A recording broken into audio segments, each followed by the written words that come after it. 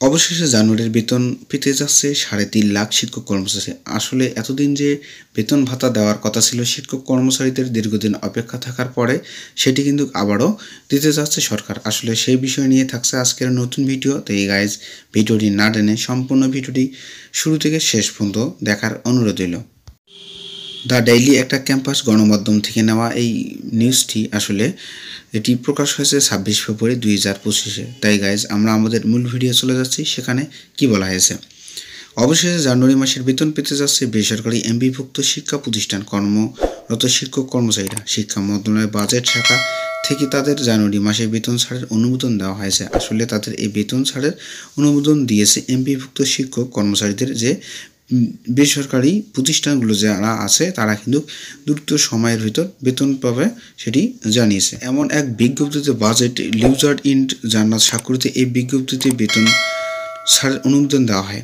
বিজ্ঞপ্তিতে তথ্য অনুযায়ী স্কুল কলেজের মোট 3,48,761 জন কর্মচারী জানুয়ারি মাসে বেতন পাবে। এদের মধ্যে স্কুলে 2,68,234 জন এবং কলেজের 80,527 জন শিক্ষক কর্মচারী রয়েছে। আসলে যে স্কুল এবং কলেজের যে শিক্ষক কর্মচারীরা হয়েছে এমপিভুক্ত যে বেতন ভাতা পায়নি, তারা কিন্তু দ্রুত সময়ের বেতন দিয়ে দেবে সেটি কিন্তু জানিয়েছে। বা কোন স্কুল এবং কলেজগুলোর মধ্যে কত পার্সেন্ট বা কতজন শিক্ষক কর্মচারী এখনও বেতন পায়নি।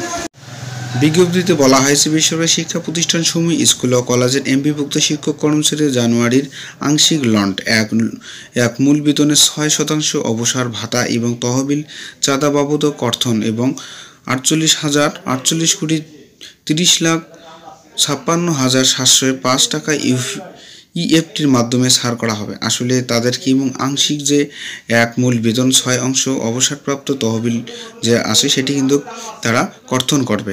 এছাড়াও মূল বেতনের 4% কল্যাণ ট্রাস্ট এবং তহবিলের চাঁদা বাবদ এবং কর্তনকৃত এবং 32,20,65,838 টাকা এমপিওর মাধ্যমে ছাড় করা হয়েছে। বেতন ও তার ভাতাটি এবং সরকারি অংশে বাবদ বা 843,32,43,990 টাকা এফটির মাধ্যমে দেওয়ার জন্য মঞ্জুর করা হয়েছে। আসলে তাদের এই টাকার পরিমাণ কিন্তু তারা জানিয়ে দিয়েছে কত লাখ টাকা এই এমপিও যে শিক্ষক বা কর্মচারী আছে তাদেরকে কিন্তু তারা প্রদান করবে।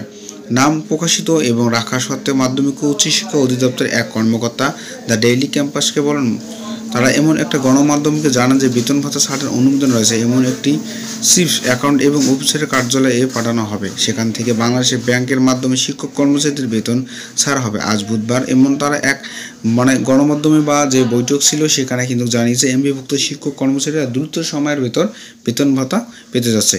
ভালো থাকবেন, সুস্থ থাকবেন। যদি ভিডিওটি ভালো লাগে অবশ্যই লাইক কমেন্ট শেয়ার করবেন। সবাইকে ধন্যবাদ।